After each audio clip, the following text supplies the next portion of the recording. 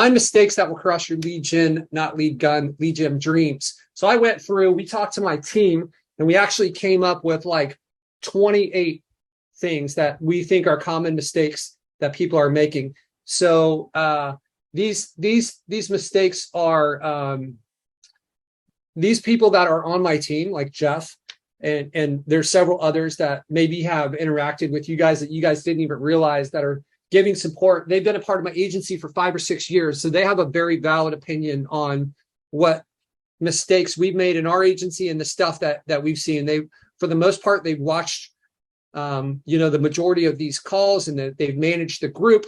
So we put together a list of 28 things, and then we narrowed it down to 9. So I'm going to go through and I'm going to walk you guys through some of the stuff that I think is some of the biggest mistakes that people are making as they go through this. Okay.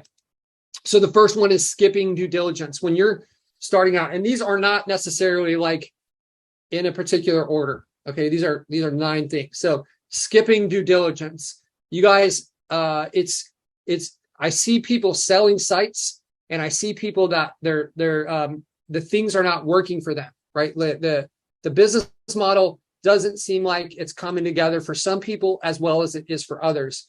We can't get sites to rank. And I believe a big part of that is skipping the due diligence. And, in our agency, we get a lot of referrals. And because of that, we often don't get the opportunity to choose the market we're in.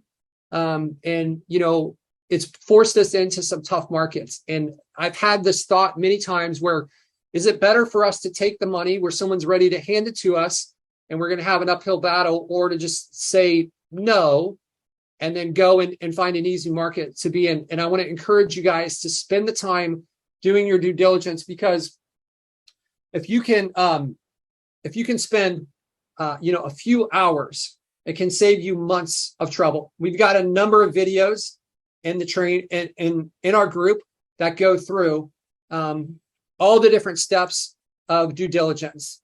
So it's a combination of choosing the right city and the right niche, right? So some of the highlights from that: you do not want to be choosing niches where the average ticket cost is going to be like, I really don't like it to be less than $1,000, and maybe like around $2,000 is a sweet spot. And you need to be careful with this, because if you go too high, the volume goes down, right? And there's certain niches within that. Like, for instance, I don't know what the average ticket is for HVAC or for plumbing, but I know that it can be pretty expensive, right? Or like roofing, right? And some of these niches that have a high average ticket cost are still going to be super competitive. This will help you, trim out a lot of the competition. It's a lot harder to start a company that is like maybe installing septic tank stuff. There's equipment, rather than like a carpet cleaning company, because all you need is a van and you can rent a vacuum cleaner from Home Depot and start a carpet cleaning company, right? So when it's easier, the barrier to entry is lower. You're going to end up with a lot more competition. You need to choose the right niches, and you need to choose the right cities. And don't skip doing the due diligence, because it's going to come back and bite you. You're going to end up messing around with the wrong. You're going to find the big dogs in some of your cities. So one of the things that, like, we just went through and we saw all these people that were participating in the heat map contest, and all the success that they've had with the heat map. The heat map has another really valuable use aside from prospecting, and that is the due diligence. So I'm just going to briefly show you guys how you can do this. And this is on other videos as well. The heat map. Let us go to page number 2 here, and let's look at this, and let's just have a little bit of due diligence on this. So if I was going into this market, one of the things I want to know is who is the top person in town, right? So this is the due diligence process. We can run the heat map, and then we have averages. So this is who has the best average score. We have those listed for you by average. So we can see that Ideal Remodeling has the best, or theirs is a 3. And then if I click here, then I can pop out and I can get and see how many reviews they have. I can see how much content they have on their website, backlinks, all those types of things. So you want to make sure that you find out who the top person is in town before you do your due diligence, because that's who you're doing it on. You want to see how high they've set the bar, right? So once you know how high they've set the bar, maybe they're the best in town, but the bar's low, right? So these scores are just how they rank relative to other people, but that doesn't say like how like great they are at everything that they've done. So the idea is to find a city where the bar is low, and even though the bar is set low, they're ranking first, right? And if you find that, that's a good market to go into, assuming the other things like the niche and stuff are in there. So skipping due diligence, don't do that. Spend the time, do your due diligence. It will save you time. It will save you money. All right. So next one, failing to create systems. Okay. So as you guys are building this stuff out, okay, you need to learn how to do the processes. That's like, you got to learn how to do the processes. I think I actually have one of these on here, like where you're trying to outsource things that you shouldn't be outsourcing. There's things you should outsource, like building a website. You can outsource that. You don't necessarily need to know how to do that. If you can get experts that will do this for, around the world for, small wages, then why learn that skill, right? It's just like, it's not worth that. But there's other things that you should know how to do. Backlinking, like the sales, the getting the GMBs, all these different things are things that you should know how to do. And then if you're going to scale and you're going to build a business and be able to like fulfill as you sell, like a lot of you guys, maybe I've created some problems for you guys now with this contest, because now you're going to have to fulfill. And if you don't have systems, the fulfillment is going to be challenging for you. And that's okay where you are now. For like some of you guys that are closing and we're kind of making our way up to 10,000. But like Dennis, as you go from 10 to 30, you're going to need systems in place or the wheels are going to fall off, right? You're just not going to be able to fulfill on the stuff you're selling. So the way that you should do this, there's a lot of different like screen recording stuff out there. It's super simple to create a Google Drive with videos, checklists, processes on what you're doing. Okay, so record it. And then here's the test. You have somebody else do it. Did they do it right? If they didn't do it right, it's not their fault. It's your fault. There's a few things. You hired them. So like, are they smart enough and capable enough to do it right? And then they're following your instructions. Did you explain things well? So if you explain things really well and they're just asking stupid questions, then the mistake was probably the first one. Maybe you hired the wrong person and they got to go, right? But it's one of those two things. You've got to have your system and be building it. Okay, even if you don't have another person on your team, you can still be putting this stuff in place, because as you scale, you're going to want to rely on this, right? The more of this stuff you can get, the better. So I told you guys a story. I joined that pretty high level mastermind, and they have all these different groups within their mastermind. They have office day, and you can go and you can talk to like sales, or you can go and talk to marketing or operations. And I really would want to go and talk to operations, right? And I talked to the guy who runs the operations for their companies, and they're doing like, I don't know, I would guess $100 million a year with that mastermind group and all their different companies. And he was the chief operating person there. And he had said that he had come from corporate America and he did operations in there. And he said it was boring because they all had their operations all dialed in. And it clicked in my head that this is why they are in like a Fortune 100 company, right? The people that he was working for, these corporate, it's because they have their operations and their SOPs dialed in. So if you want to scale your business, make no mistake, this is going to be required. You got to have systems. So if you're still working in the business and you're still like doing some of this stuff, now is the time to create those systems. It's going to be harder when you check out and then you're like, you're not as familiar with it anymore. If you put someone else in there, you train them. And this needs to be like a living, breathing organism. So when somebody asks a question that's not covered on your SOP or your documentation for your system, then you need to be editing it. And when somebody new comes on to take that role, you should be looking at this like, this is a great test right here. I'm going to test my SOP with this person. And I'm going to take feedback from them on how, I'm going to improve it based on their experience. And I'm going to keep making it better and better and better. And some of this stuff is going to change. Like how much of GMBs change, right? Now we're seasoning the GMBs because we're having a hard time getting the postcard. So We spend all this time seizing them. 2 years ago, no one did that, but now it's required. So we need to go back. SOP needs to be updated. All these systems have to be in place. They need to be organized. They need to be consistent. So you should follow a consistent format on like what the SOP looks like. For us, some of the stuff we mentioned in our SOPs is like who's doing it. I also want you guys to be timing yourselves on this. Time yourself on how long it takes you to do the SOP. Maybe do 10 of them and say average, okay, it takes this long. So you put that as a part of the SOP document. What's the expected time? So that way, when someone else takes over, you've got this kind of like, this is the expectation. This takes 7 minutes for me to do. That's in there, 7 minutes. So at the end of the week, what we're doing, part of our systems, is we go through and we have an expectation for all the different things that someone's doing. We have their scorecard. That's a part of the system, is the scorecard, right? So you have the scorecard with all the different things that they're doing.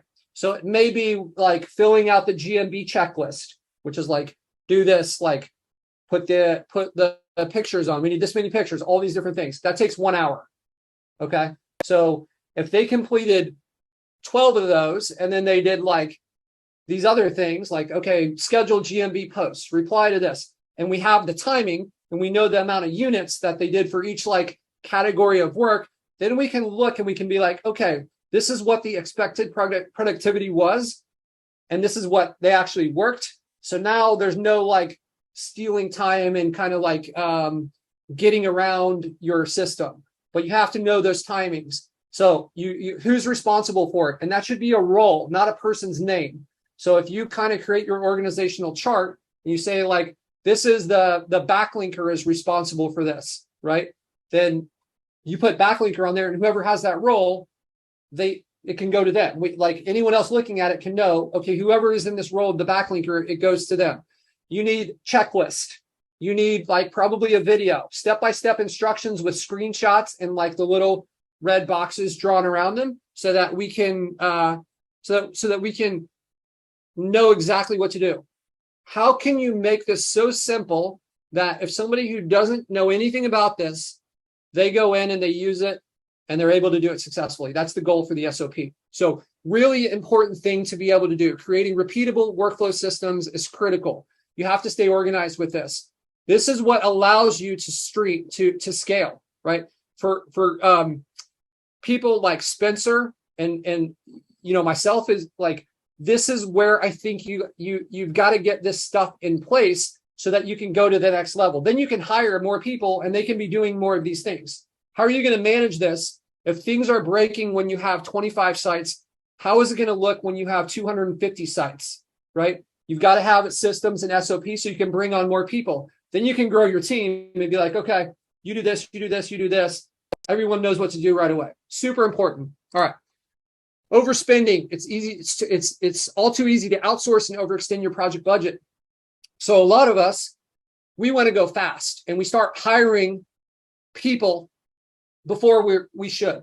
We start, and we don't even know, because we don't have our scorecard in place. We don't even know where our money's going some of the time, right? Or we're like paying more money than we should for things we don't need, right? Maybe we're paying for courses that we don't need when we have we have a solid foundation on this. But let me go pay for this Facebook ads course, and then let me pay for this YouTube course, and like all these other things. You need to run a lean business. It's easy to overspend in this. One of the things that is not overspending is when you spend money on LeadSnap, because it will help you scale your business, right? So little pitch in there. All right. But you need to pay attention to how you're spending your money. I would pay close attention to your people that you're paying for as you bring on a team. I didn't do this, and I got burned multiple times by this, where I found people, we didn't have the right stuff in place. We used Time Doctor to kind of like monitor their activity levels and mouse movements, and then it was just like a headache, and I don't ever want to have to micromanage. But now we've really switched to the scorecard system where we're monitoring. What did you actually produce? I was talking to Caleb about solving this problem probably 6 months ago, and he was like, well, what are you willing to pay for what they produced? And that's a great point of view.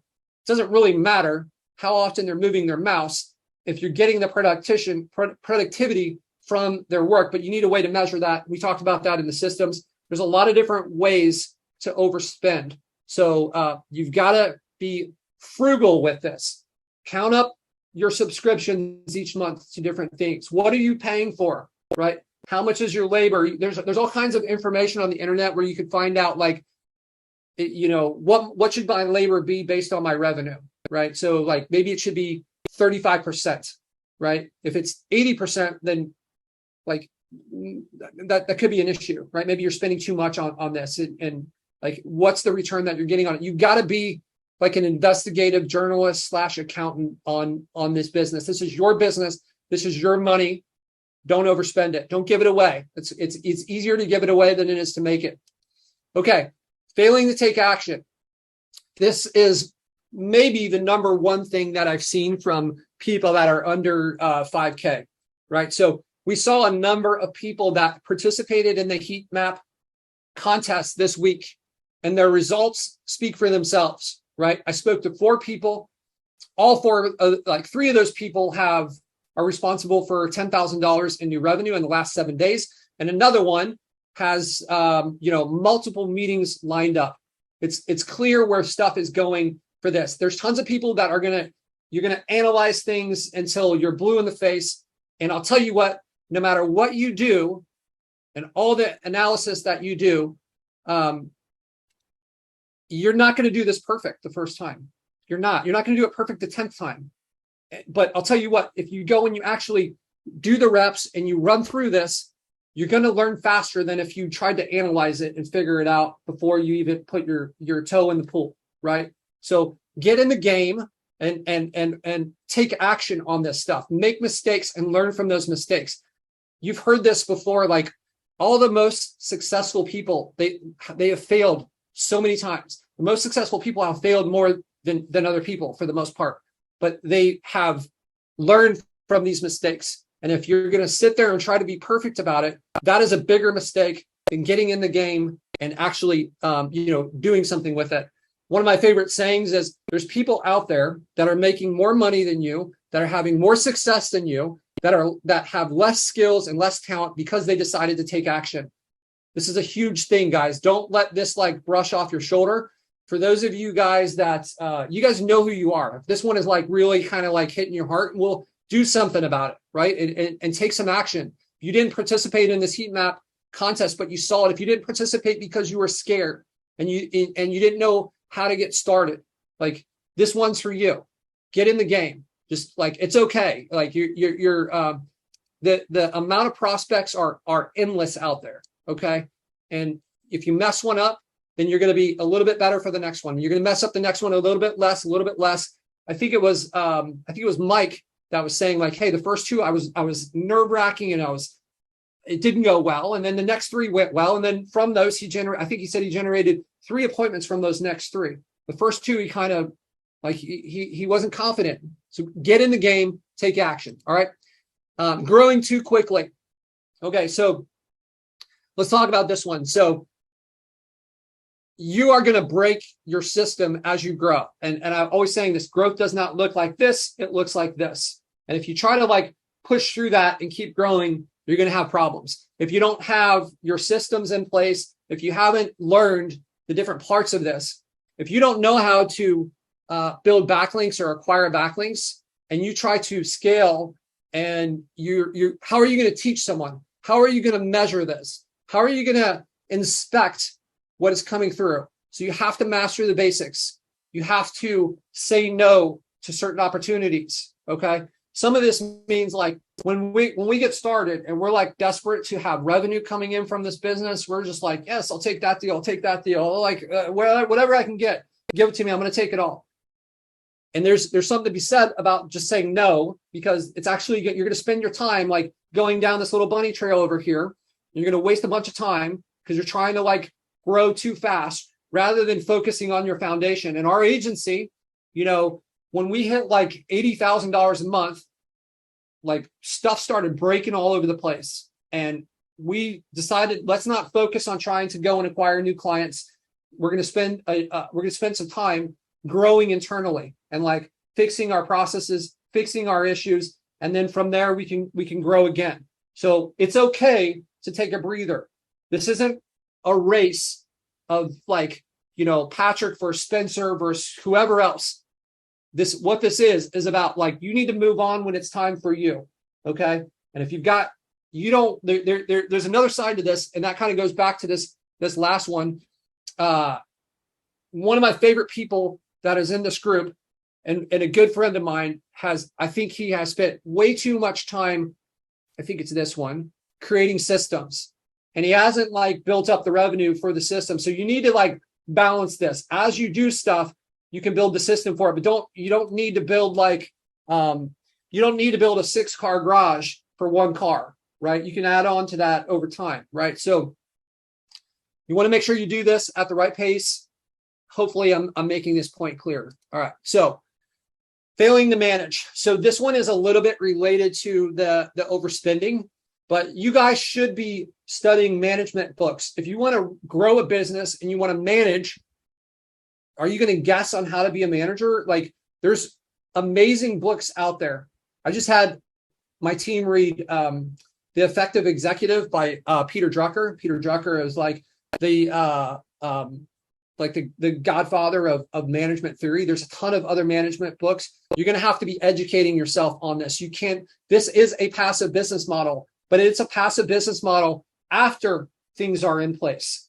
It's not as like, hey, I'm collecting this and like something has to be in place. We hired people in my agency just to gather the metrics from our sites. Hey, I want to know, and like this has been great because we can take some of these things that I'm having them do manually and we can build it into our software. That's exactly what we do, right? But I have to know these numbers. I have to be able to manage these. I have to be able to manage the productivity.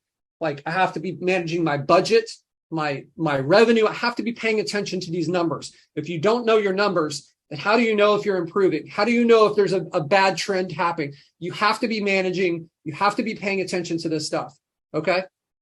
All right. Next up, we have chasing shiny objects. This one may be like, I have a hard time of choosing my favorite, but the inaction one and this one are two of the huge ones. There's a lot of different things that you can do with this business model. And one of the things that, one of the mistakes that's kind of related to this is like when you try to tweak something that you're not the master of. Okay. If you're getting started with this and you're trying to make all these adjustments where it's like, hey, we built this system from testing and tweaking it and putting things in place. And we know that it works. Like you can see the people that are on this call that have followed our advice and the results that they've had. Our results that we've had and what it's created for us.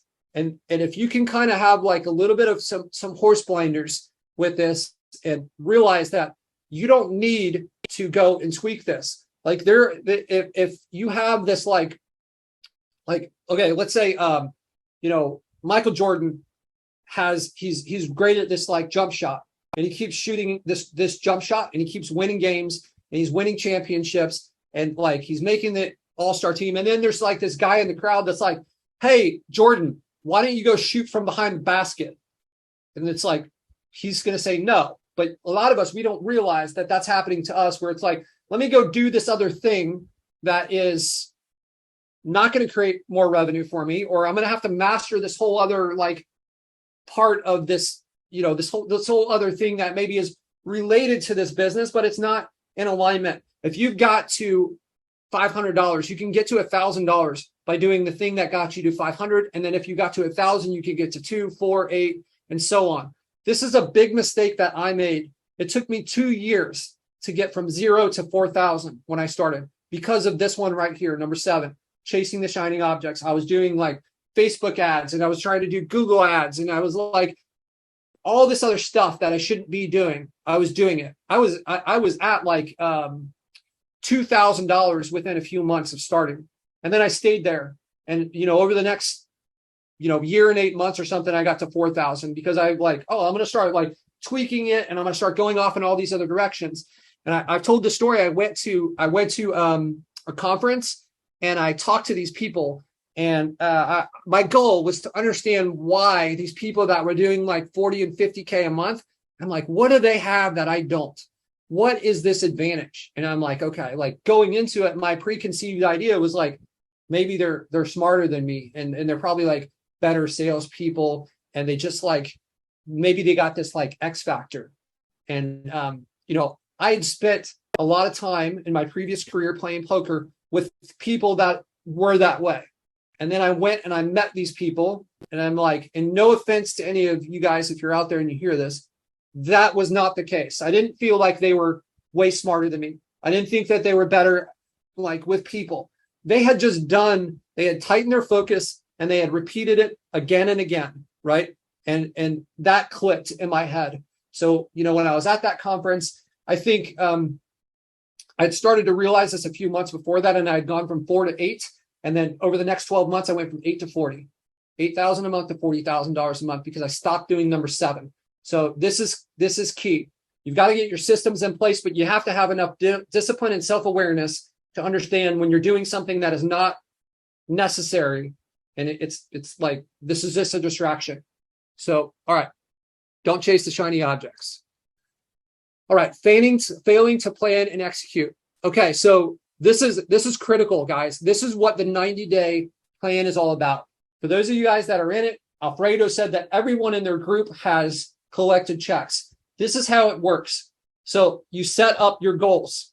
Okay, if you have no destination planned of what you're trying to accomplish, then you're just going to float around. And you're like, hey, I want to make more money. Let me just like do some of these things. But what if you say like, hey, I need 10K. I want 10K a month by the end of October. What do I need to do to get that? So if I were in your shoes, maybe if I want 10K a month, then maybe I need to build 20 sites. And I'm hoping that I can get $1,000 per month per site. But I know that like not all 20 of them are going to pop off in that time. So I need extra ones because I need to buy myself some time. And then I need to work backwards and say, okay, well, I know that getting to 10K a month by building 20 sites is not going to be linear. So if I have 100 days to do this, then I know it's not like I'm going to have, I should have 20 sites completed maybe in the first like 10 days, because I'm going to need extra time to build those and nurture those. And a lot of the closes on those, a lot of the leads that are start to come in, I know they're going to come in at the end of this 100 days. So that's what I mean. It's not linear. At the beginning, you're going to have this long stretch of time where we don't have any money coming in from the work we're doing, but then it's all going to come in. So you have to have a game plan. You have to work backwards and set this up. Okay, if I need 20 sites, that means I need, and I want it to be by here, I need to have this, I need to have this many pages. So I can go through and I can calculate, okay, I want 20 sites and I want, maybe if I have 10 pages on each site, then I think, okay, by the end of October, maybe I've got like a 50% chance of breaking, and with 20, then I can get to the 10. But what if I have 25 pages on each site? Maybe now my chances go from 50 to 70, right? And what if I have 1 GMB versus 4 GMBs for each of these sites? How is that going to work? And I know that for every, for every post on Craigslist I make, that I'm going to get like 3 addresses. So I'll have 3 postcards. And I know that for every 3 postcards I send out, I get 1. So if I want to have like, 20, then I can do the math and kind of figure out how many I have to do. You've got to have a game plan, and you have to work backwards. Pilots don't take off with a plan on where they're going and just say, okay, hey, I'm flying from like New York to LA. I'm taking off. I don't have any navigation. Like, I'll get there. Like that's not how it works. They have a plan. They know exactly where they're going. They know the time. There was I was at one of these conferences, and it blew my mind away. There's this, I think it was a Fortune 20 company. So one of the top most 20 profitable companies. They predicted within a penny what their revenue was going to be 90 days from now. They knew exactly. They took all the actions and they adjusted for it. So if you haven't watched this stuff on planning, if you haven't watched the 90-day, even if you're not in an accountability group, I encourage you to go watch those, learn how to make a plan, and then execute on it. If you make a plan and you stay on pace, then you get there every time, right? So the key is to always be adjusting, and you have to have a plan, and you have to know where your pace is so that you can make that adjustment. They say that like the plane flying from New York to New York to LA, it's off target like 99% of the time, but they adjust constantly. So it's just kind of like this, right? But constantly adjusting and trying to like get back on where they should be. Okay, so find the plan and then follow it. Okay, all right. So the final mistake, poor client management. This is maybe a more broad topic than it seems. This also means like taking on the wrong clients. I think Patrick Ruland can speak about this, where like you allow somebody to not kind of like take advantage of you, but not like they're doing it, but you're just like you're undercharging, or you're allowing them to like miss appointments and like so they're missing the calls. So now you're sending them 25 calls a month, but they answer 3. So they can't pay for 25 because the value is not there for them, right? You're not checking in with your clients. Just like Spencer said, he's following up with his clients and then he's raising the rents. One of the big benefits that my agency has got from LeadSnap is our ability to know how many leads we've sent to our clients. And then we know like how much that's worth. And then we raise the rent on them. And if we have an issue with our metrics, we're trying to identify it before the client knows that like when the client runs out of work, then they're going to have a problem. But if the leads dip, then like, and we're monitoring things, then we can adjust and kind of fix things before they know there's a problem. That's a part of client management, having conversations with them, right? So, we haven't been perfect at this in our agency, but bringing Jeff on, because our business was growing. And that's one of the things that I think you're going to need to do around the like 30K spot is you're going to have like somebody else that's talking to the clients for you, right?